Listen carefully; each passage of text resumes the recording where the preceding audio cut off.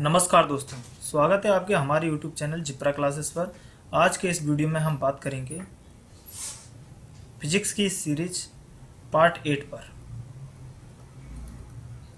ठीक है, और इस वीडियो में हम बात करेंगे क्षीण नाभिकीय बल यानी कि वीक न्यूक्लियर फोर्स पर।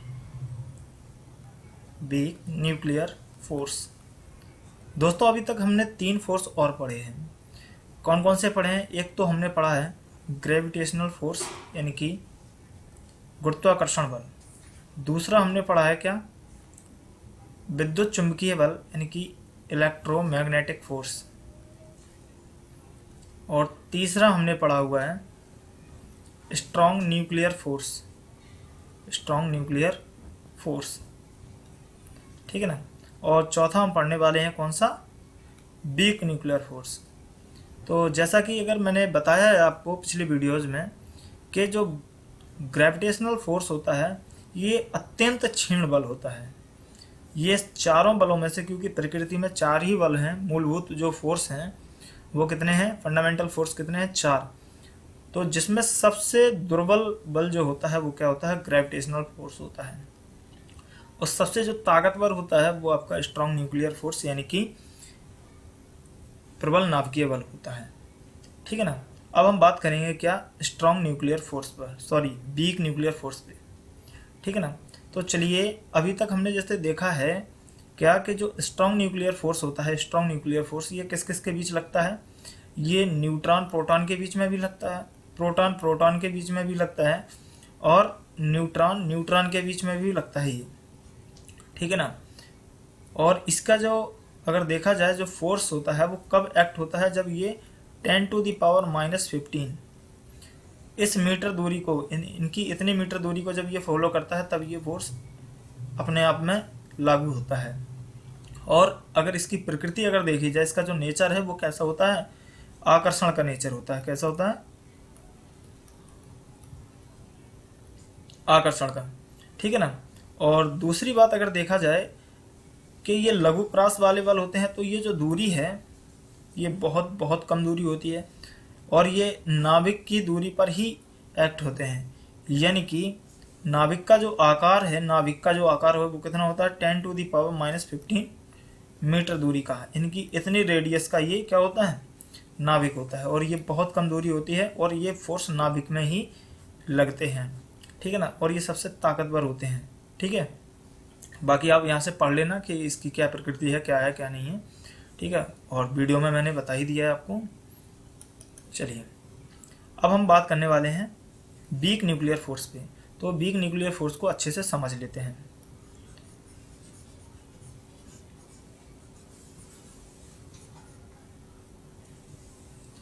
अभी तक हमने ये जाना है कि जो आवेश वाहक का काम करते हैं वो कौन करते हैं? इलेक्ट्रॉन करते हैं और प्रोटॉन करते हैं। प्रोटॉन को E+ से दिखाते हैं और न्यूट्रॉन को, सॉरी इलेक्ट्रॉन को E- से दिखाते हैं। तो अगर देखा जाए तो इस पे जो चार्ज होता है वो कितना होता है? -1.6 × 10⁻⁻19 कूलम। और इस पे जो चार्ज होता है वो कितना होता है? +1.6 × 10⁻⁻19 कूलम। ये पॉजिटिव नेचर का होता है और ये नेगेटिव नेचर का होता है।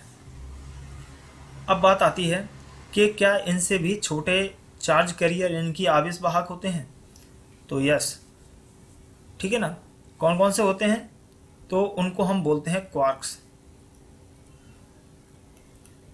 क्वार्क्स बोलते हैं। तो ये जो क्वार्क्स होते हैं ये बेसिकली 6 टाइप के होते हैं, लेकिन यहाँ पे हम 2 टाइप के क्वार्क्स की ही स्टडी करेंगे। कितने टाइप की?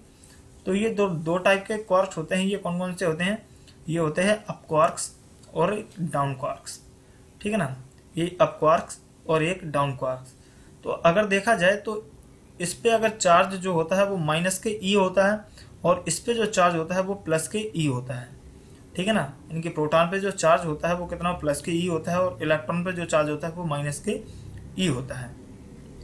ठीक है ना। तो यहाँ पे अगर हम बात करें कि जो अप क्वार्क है इस पे जो चार्ज होता है वो कितना होता है? इस पे होता है प्लस के 2/3 E। यानी कि जो इलेक्ट्रॉन है या प्रोटॉन है उसका 2/3 इलेक्ट्रॉन किस पर होता है चार्ज? ये अप क्वार्क पर होता है। और ये जो डाउन क्वार्क पर होता है वो कितना होता है? 1/3e। तो यहाँ से हमें ये चीज़ पता चलती है कि ये नेगेटिव नेचर का होता है, जो डाउन क्वार्क है वो आपका नेगेटिव नेचर का होता है, और ये जो अप क्वार्क है वो आपका पॉजिटिव नेचर का होता है। ठीक है ना। तो यहाँ पे चलो अब हम बात कर लेते हैं क्वार्क्स। तो मैंने देख लिए हैं कि क्वार्क्स क्या होते हैं। तो अब ऐसा माना जाता है कि जो प्रोटॉन होता है और न्यूट्रॉन होता है ये क्वार्क्स से मिलकर बने होते हैं। ठीक है ना।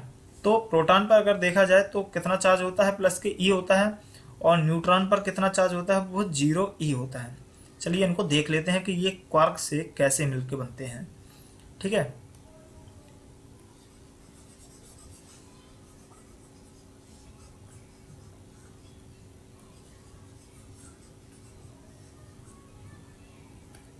तो यहाँ पे हमने एक क्या बना दिया है, आपका बना दिया है प्रोटॉन। ये प्रोटॉन बना दिया है और ये न्यूट्रॉन बना दिया है। तो प्रोटॉन पर कितना चार्ज होता है, प्लस के ई के बराबर होता है, और न्यूट्रॉन पर जो चार्ज होता है वो किस पे होता है, 0 ई के बराबर होता है। न्यूट्रॉन, इसको न्यूट्रॉन को E0 भी दिखा सकते हैं, और इसको प्रोटॉन को E+ दिखाते हैं। ठीक है ना। तो अब मैंने जैसे कि आपको बताया है कि जो प्रोटॉन होता है वो क्वार्क से मिलकर बने होते हैं। तो इसमें कौन कौन से क्वार्क होते हैं, इसमें 2 अप क्वार्क होते हैं। ठीक है ना, और एक डाउन क्वार्क होता है। इसमें क्या होता है, जो न्यूट्रॉन है ये 2 डाउन क्वार्क और एक अप क्वार्क से मिलकर बना होता है। तो देख लेते हैं इनका जो चार्ज का एडिशन है वो कितना आता है। तो इसमें 2 अप क्वार्क हैं, मैंने बताया एक अप क्वार्क पर कितना होता है, प्लस के 2/3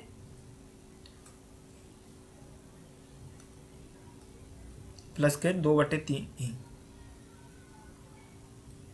तो इसमें 2 अप क्वार्क हैं, तो दोनों को जोड़ देते हैं, और एक डाउन क्वार्क है, यानी कि -1/3e। तो जब इन तीनों को जब जोड़ेंगे तो आपका कितना आ जाएगा, प्लस के ई के बराबर आ जाएगा। और इसमें कितना है, -1/3e। 2 डाउन क्वार्क हैं तो दोनों का जोड़ो, और एक अप क्वार्क है तो प्लस के 2/3e। जब इनका एडिशन करेंगे तो आप पाएंगे 0 ई के बराबर इस पर चार्ज आता है। ठीक है ना।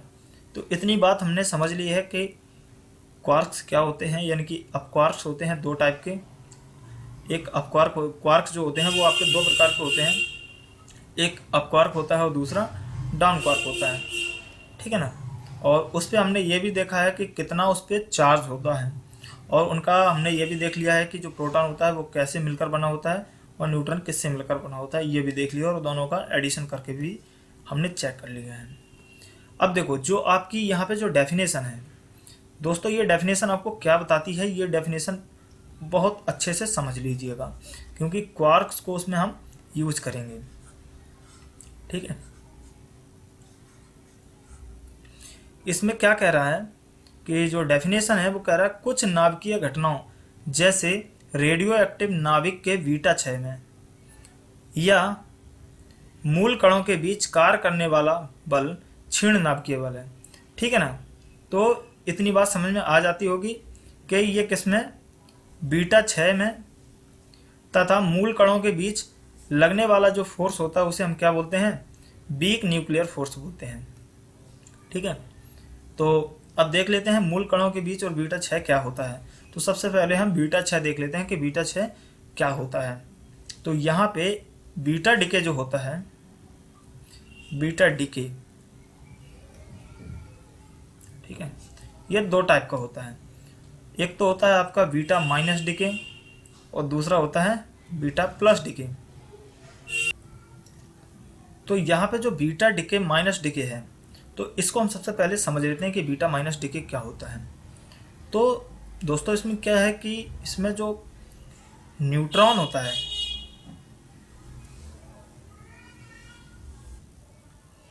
तो इसमें जो न्यूट्रॉन होता है ये किससे मिलकर बना होता है, ये 2 डाउन क्वार्क और एक अप क्वार्क से मिलकर बना होता है। तो इसमें क्या होता है, इसमें होता है कि ये जो न्यूट्रॉन है ये अपने आप को प्रोटॉन में चेंज कर लेता है। किस में चेंज कर लेता है, प्रोटॉन में चेंज कर लेता है। ठीक है। इसमें हम किसको बता रहे हैं, बीटा माइनस डिके को बता रहे हैं। ठीक है ना। तो इसमें जब क्या होता है, जब न्यूट्रॉन प्रोटॉन में चेंज होगा तो उसके लिए क्या करना पड़ेगा, इसमें जो एक डाउन क्वार्क होगा वो अपने आप को किस में बदल लेगा, अप क्वार्क में बदल लेगा, और एक अप क्वार्क इसमें पहले से होता है, तो इसमें दो अप क्वार्क हो जाते हैं और एक डाउन क्वार्क हो जाता है, ठीक है ना। तो इसमें बीटा माइनस डिके में क्या होता है, जो न्यूट्रॉन है वो अपने आप को किस में चेंज कर लेता है, प्रोटॉन में चेंज करता है। तो अगर कोई भी न्यूट्रॉन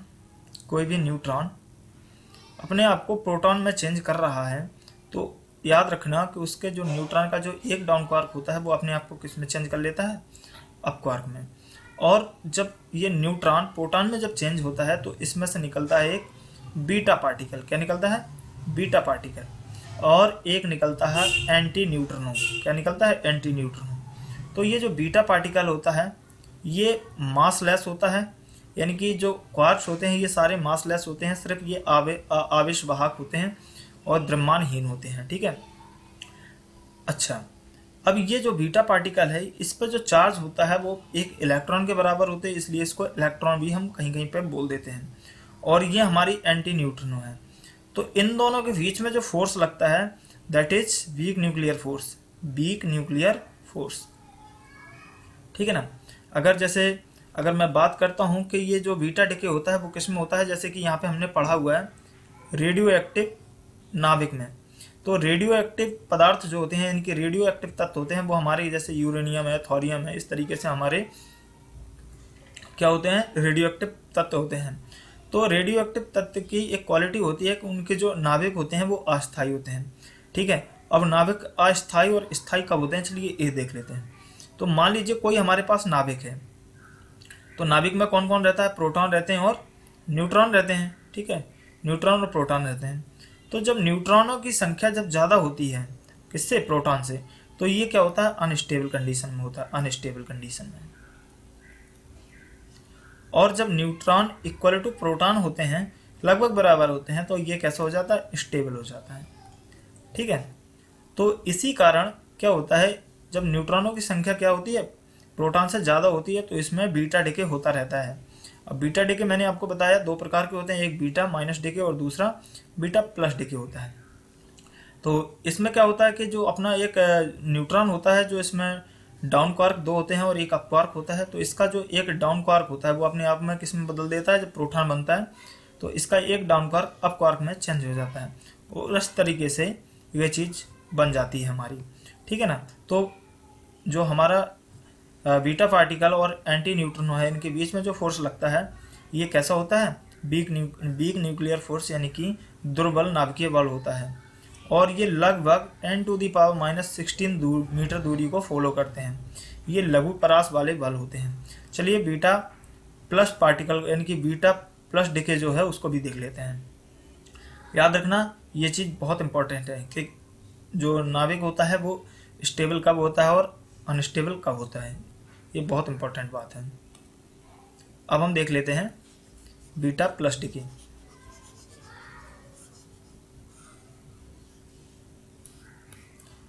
बीटा प्लस डिके बताने से पहले मैं आपको एक चीज़ और बता देता हूँ कि जैसे मान लो हमारे पास कोई एक रेडियो एक्टिव पदार्थ है जिसको हम एक्स नाम दे रहे हैं, ठीक है ना, और उसका परमाणु क्रमांक कितना है जेड, और इसका द्रव्यमान संख्या कितनी है एम।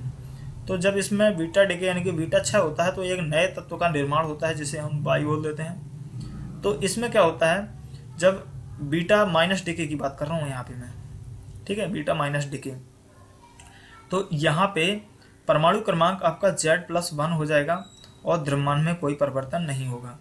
फिर प्लस यहाँ पे क्या हो जाएगा, एक हमने बताया था इलेक्ट्रॉन निकलता है जिसे, और उस इलेक्ट्रॉन को लगभग यानी कि यहाँ पे जो बीटा पार्टिकल होता है उसको हम द्रव्यमानहीन मान लेते हैं और परमाणु क्रमांक ये एक चेंज हो जाता है, यानी कि इसमें बढ़ोतरी हो जाती है, ठीक है ना। अच्छा, यानी कि इसमें आपका जो एंटी न्यूट्रिनो है इस तरीके से वो भी एक निकल जाएगा।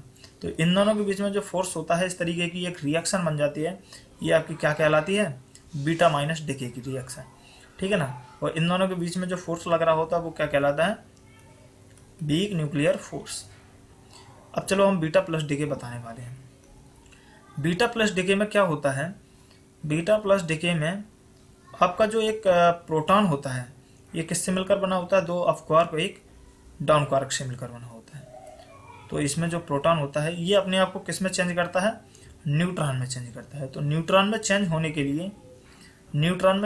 लिए इसका जो अप क्वार्क एक है वो आपका क्या कर लेगा, अपने आप को डाउन क्वार्क में चेंज कर लेगा। तो इसमें एक अप क्वार्क रह जाएगा और 2 डाउन क्वार्क हो जाएंगे। तो इस तरीके से आपका ये किस में हो जाएगा, न्यूट्रॉन में चेंज हो जाएगा। अब अगर देखूं मैं यहाँ से, तो यहाँ पे जो रिएक्शन बनती है वो इस तरीके से, जब कोई प्रोटॉन न्यूट्रॉन में चेंज होता है तो उसमें क्या होता है कि एक बीटा पार्टिकल निकलता है, ठीक है ना, बीटा प्लस पार्टिकल। तो इसको हम पॉजिट्रॉन बोलते हैं। क्या बोलते हैं, पॉजिट्रॉन बोलते हैं, ठीक है ना। ये भी द्रव्यमानहीन ही होता है, ठीक है। और इसमें एक न्यूट्रॉनो निकलता है। क्या निकलता है, न्यूट्रॉन का इस तरीके से सिंबल होता है और एंटी न्यूट्रॉनो का इस तरीके से सिंबल होता है। तो इसमें एक न्यूट्रॉन निकलता है। तो इन दोनों के बीच में जो फोर्स लगता है वो भी आपका क्या कहलाता है, वीक न्यूक्लियर फोर्स कहलाता है, ठीक है। अगर इस तरीके की अगर हम रिएक्शन बनाते हैं तो रिएक्शन वो इस तरीके से कुछ बन जाती है। कोई एक रेडियो एक्टिव तत्व है, ठीक है ना, जिसका परमाणु क्रमांक कितना है, Z है, और द्रव्यमान संख्या कितनी है, M है। जब वो प्रोटॉन में चेंज हो जाएगा, यानी कि एक नए तत्व का निर्माण करेगा, यानी कि बीटा प्लस डिके होगा, तो इसमें एक Y तत्व बनेगा जिसका द्रव्यमान M होगा, और इसमें जो हमारे परमाणु क्रमांक है वो एक कम हो जाता है, यानी कि Z-1 हो जाएगा। और इस तरीके से एक पॉजिट्रॉन यहाँ से निकल जाता है जिसको द्रव्यमानहीन बोलेंगे, और यहाँ पे +1 नाम दे देंगे इसमें, ठीक है। और यहाँ पे एक न्यूट्रॉन निकल जाता है।